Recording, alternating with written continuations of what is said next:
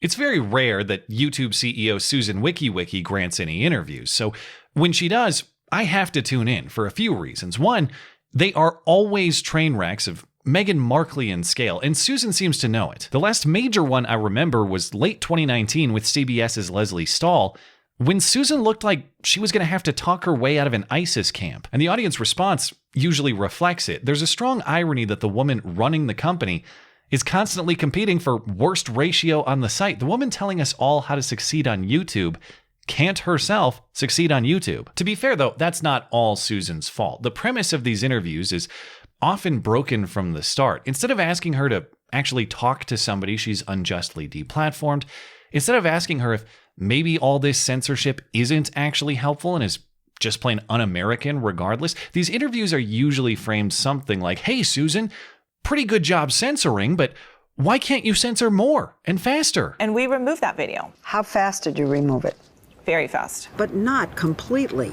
We just did a search, and there it was, still available, which raises doubts about their system's ability to cleanse the site. Susan can't help the questions that she's asked, of course, but she can help the answers, and she always grants this premise that things would be so much better if she could just figure out ways to delete more videos more quickly. In the good old days, company leadership demonstrated strong year-on-year growth. In Susan's case, she demonstrates strong year-on-year destruction. The more of her company's products she demolishes, the better her performance. And this was again the go-to question and answer for Susan at her latest appearance on a panel at the World Economic Forum's Davos Agenda event. Generally, this is a big get-together of all of Time Magazine's secret cabal of election fortifiers, gathering to think of new and creative ways to fortify their global control and undermine your freedom. You can call that description cynical, but that is their stated purpose. Straight from their website, coronavirus has proven that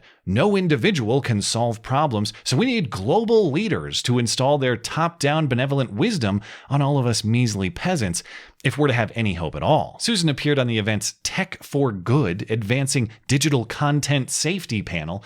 It actually happened on January 28th, but the World Economic Forum posted the segment on YouTube just this week. Again, hilariously ironic that all the geniuses who supposedly know best how to produce and curate content can't themselves produce content people actually enjoy. And this sequel followed the familiar plot. The Washington Post journalist hosting this panel asks, "Hey, Susan, pretty good censorship last year, but why can't you censor more and faster?" YouTube seems to move more slowly than other social media companies to take down videos that incite violence or hate and that spread lies like those about voter fraud. So is YouTube taking action fast enough? And Susan again pushed back in a way that grants the point. She says, "Actually, I have censored more and faster than anybody else." I would say definitely, and I would definitely take issue with the statement that we do it slower. On December 9th, we began removing all content that alleged that the outcome of the 2020 presidential election was changed by false claims of widespread voter fraud or errors. And I believe we were the first platform to do that. It wasn't like there was government regulation about what we should do with COVID and 5G conspiracies. Like, we had to implement those immediately. We implemented 10 different policies. And if you want numbers, Susan has your numbers.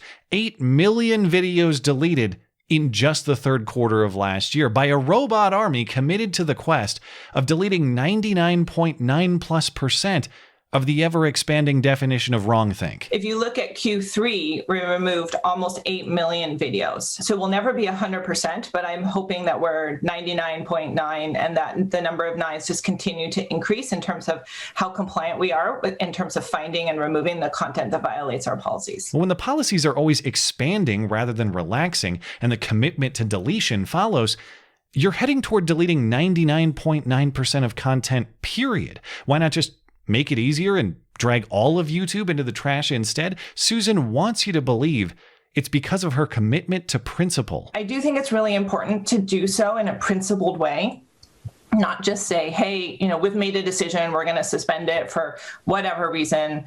We have a policy system. We enforce those policies. We enforce them consistently. Just please don't ask her about those principles, because she can't explain them. You can't brag about the speed with which you invent new rules without also acknowledging those rules are just created on the fly, not according to principle, but according to the whim of the moment. That's why when asked to explain what the principle is that keeps Donald Trump off YouTube, not permanently but indefinitely, she has no answer. It's just whatever Susan wants. Former President Trump is still suspended. And Yes. when would you be lifting that? What does it take? Well, I mean, we'll have to, I think in light of the situation, there's so many concerns around violence. That's something we're just going to have to continue to wait and see how that evolves. Yeah, see, concerns around violence that Susan will have to wait to see how they evolve. What a solidly reasoned woman of principle. First of all, whatever factual disputes you may have with Donald Trump's last YouTube videos, they did not advocate violence. They advocated against violence. You have to go home now. We have to have peace. And actually, since Susan still won't let anybody play this video on principle, of course, I'll have to read you a transcript, quote, in part, "We have to have law and order. We have to respect our great people in law and order. We don't want anybody hurt. We have to have peace. So go home and go home in peace." How that's a message connected to violence, you're going to have to explain to me. And please do it in a way that clarifies why Blue Anon conspiracy theories that inspired the Boulder shooter, or the exaggerated political rhetoric that inspired the congressional baseball shooter, Thousands of Americans will die. or video of politicians explicitly advocating physical confrontation remain on YouTube and are not subject to the same standard. You get out and you create a crowd and you push back on them and you tell them they're not welcome. Every time I hear that clip, I feel like my eardrums are going to burst, and I kind of hope they do, so I never have to hear it again. Anyway, it gets further twisted when Susan is asked, "Hey, that sounds like you're heavily curating for viewpoint. What do you say to those who want to reform or repeal Section 230, the federal law that grants you legal immunity in exchange for not doing that?" Susan, what would happen to YouTube if Section 230 were repealed, as former President Trump had advocated? And Susan says, "Oh, no, we can't have that. That would force us to drastically scale back on content. We'd have to start deleting videos and comments." I think if you took away the protections in terms of the liabilities, I think we could say goodbye to, all reviews, to all comments, all user-generated content. And I agree, we can't get rid of the comments. The first thing I did was dive into the comments section on this video. Where else are we going to find genius nicknames like this one? Susan Wicky Wicky, the Censorious Horius.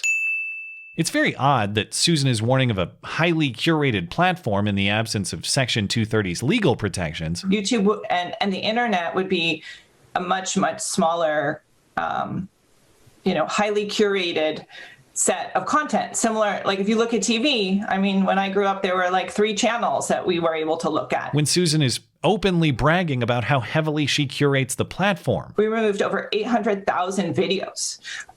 We launched COVID news shelves with authoritative news in 30 different countries. You don't get to warn about deleting videos while crowning yourself the queen of deleting videos. Either it's a bad thing that we shouldn't do, or it's a good thing, but you will have to pick one. And speaking of good or bad, it'd be nice if Susan could make up her mind about YouTube itself. Is YouTube good or bad? Because it is awfully odd to hear the leader of a company talk exclusively about how harmful her company is. It's like the candy company only talking about cavities. Yes, there are some considerations, but it's up to you, the consumer, to weigh the risks of your use and decide for yourself. Because it's not like that's a tough sell. YouTube is one of the greatest human communications advancements ever developed. Even if all of these misinformation horror stories are true, there are a million benefits for every downside. But Susan never defends her company in this way. Some rando ad agency guy does. So these platforms are not, universally bad things. We haven't talked about all of the small businesses that build their businesses on the back of Facebook or Instagram. We haven't talked about all of the creative... Or YouTube. Yeah, and YouTube. I don't think my son could have got through lockdown without YouTube or indeed his parents. Yeah. Maybe the free exchange of ideas is of net benefit and should be meddled with minimally. Maybe the reason these companies became so successful is exactly because there was no centralized censorship queen deleting information on the crown's whim. Maybe the free competition of information produces the quality of information you're looking to promote. Maybe dissent against the orthodoxy steers us toward the truth and prosperity.